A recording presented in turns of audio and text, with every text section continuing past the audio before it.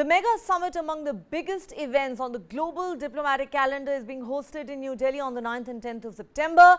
Top world leaders will descend on India's capital. This is the first time that India is hosting the G20 summit, a testament to its growing global stature and the significant role it plays in global diplomacy. A whole host of issues will be on the agenda.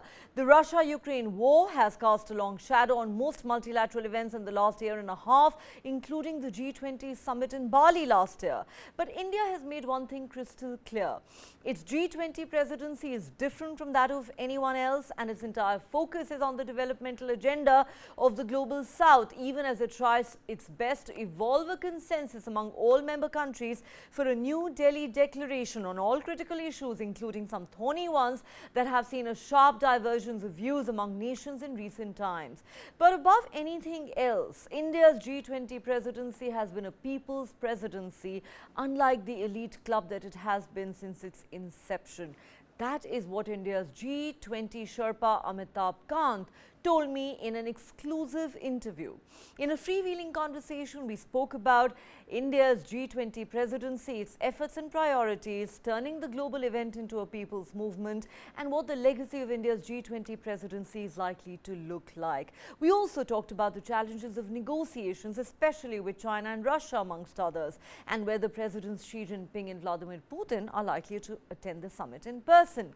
That entire exclusive interview with Amitabh Kant is coming up on the show shortly. But for now, let's listen into this excerpt.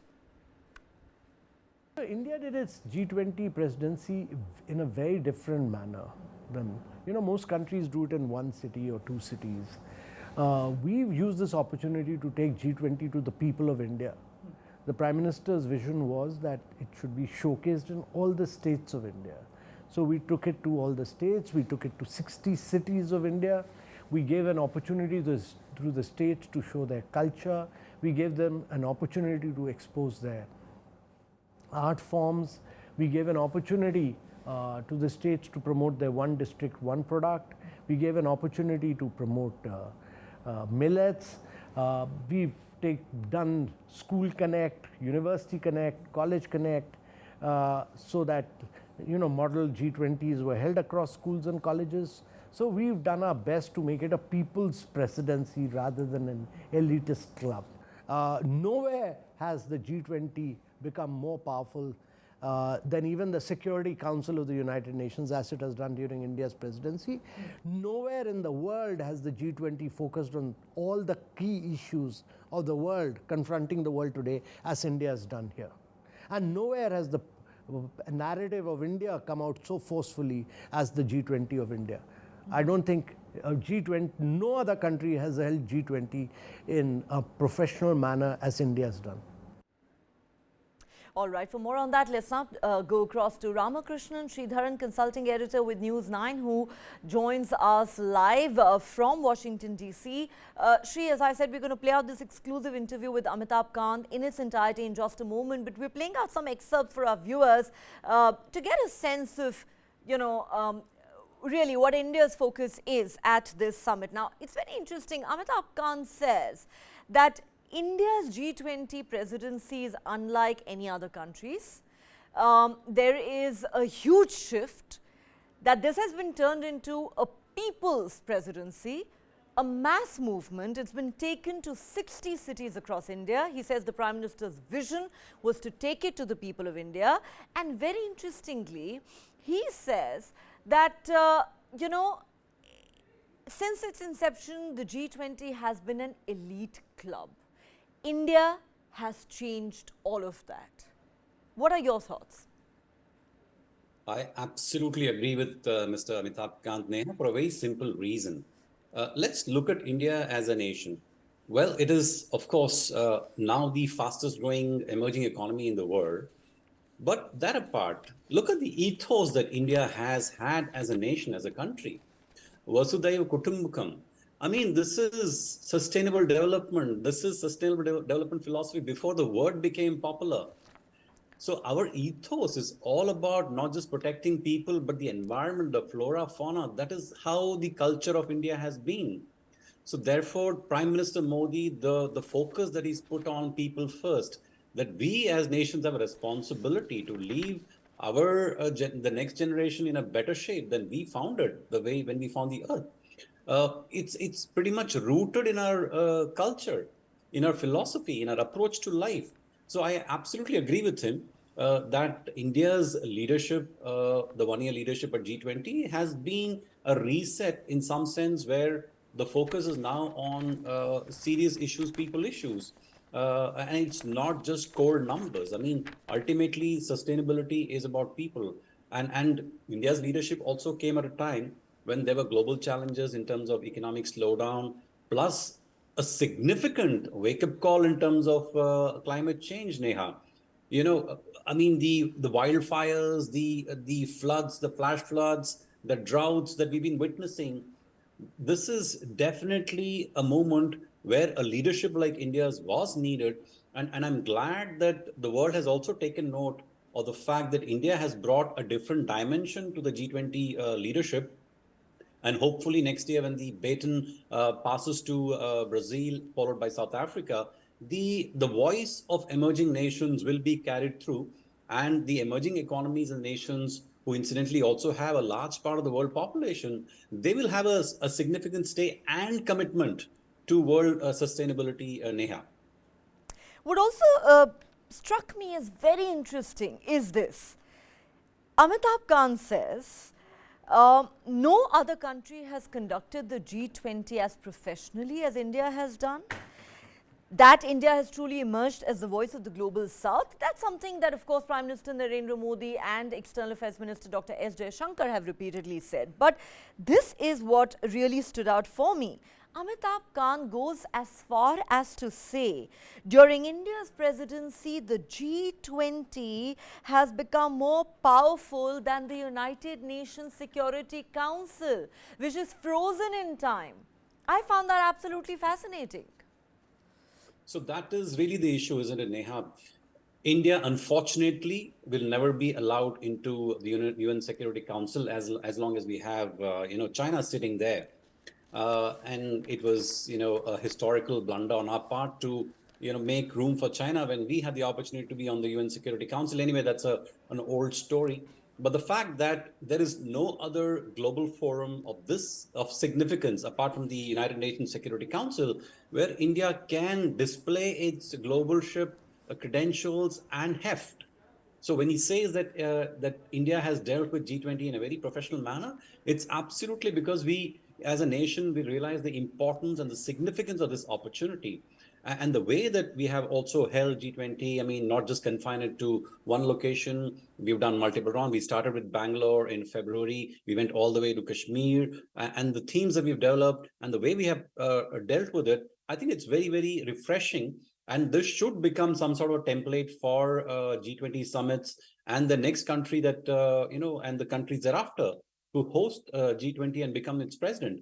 So I think he's completely right when he says that we have brought new energy and a new way of pushing the G20 agenda. Now, the key thing will be what comes out of the September meeting, the 9th and 10th meeting. Will there be a significant Delhi declaration? Do we have countries buying into this whole sustainability vision? Will they be willing to commit to cutting on carbon emission, on other significant goals at a time when they themselves are grappling with economic slowdown? So that, in some sense, Neha, will be the proof of the pudding. Like, how much are we able to pin countries down to some sort of a significant commitment on which they will not backtrack, Neha? That, I think, will be key. Right. Shri, I also asked Amitabh Kant about the elephant in the room. The fact that the Russia-Ukraine war over the last year and a half has not just cast a long shadow on all major summits around the world, but in fact completely hijacked the agenda. Therefore, how is India going to deal with that challenge? Let's first listen in to what Amitabh Kant told me. While Ukraine is not an important issue for us, let me tell you, for us the issues are developmental issues, because we bring the concerns of the developing countries, we bring the concerns of Africa, we bring the concerns of emerging markets. We bring the concerns of, and the Prime Minister has already written to everyone to make AU a permanent member, and we are very hopeful of achieving success on that. Those are our concerns.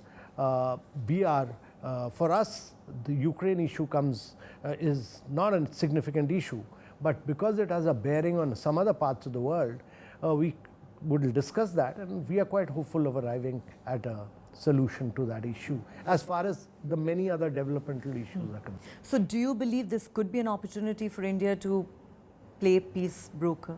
No, even though Ukraine will not be in attendance, but... So we don't want to get into divert the attention away from G20. G20 is the issue. The G20 is a developmental forum. It's an economic forum. It's a growth forum. And I think we should stick to G20. That is, as the G20 Sherpa, my view is that that is really the movement right now. And G20 by itself is a major issue to be able to see through, and our focus should remain steadfast on achieving success as far as G20 is concerned. All right, let's go back to Shri to discuss this further. Shri, it's very interesting. Amitabh Kant is at pains to say the Ukraine war is not a priority for India. We want to keep the focus on developmental issues. We want to talk about the concerns of the developing world. We want to make African Union a permanent member. But when I pressed him on how these issues are almost inescapable, he did admit that there are challenges, but that New Delhi will do its best to evolve a consensus. So the question really is, New Delhi can try all it wants to keep the focus on the concerns of the global south. But given what happened at the Bali G20 summit last year, given how the Russia-Ukraine war crops up at every multilateral forum, how big a challenge do you think this will be for India to play the balancing act as a host and to ensure that at the end of the day there is a concrete and substantial New Delhi declaration? Right, Neha. As you mentioned, this is in some sense the elephant in the room, to the extent that the war in Ukraine has a fundamental impact on food security, oil security, and global peace at large. So to that extent, it's important. But the reality is there are other forums on which global security issues need to be debated.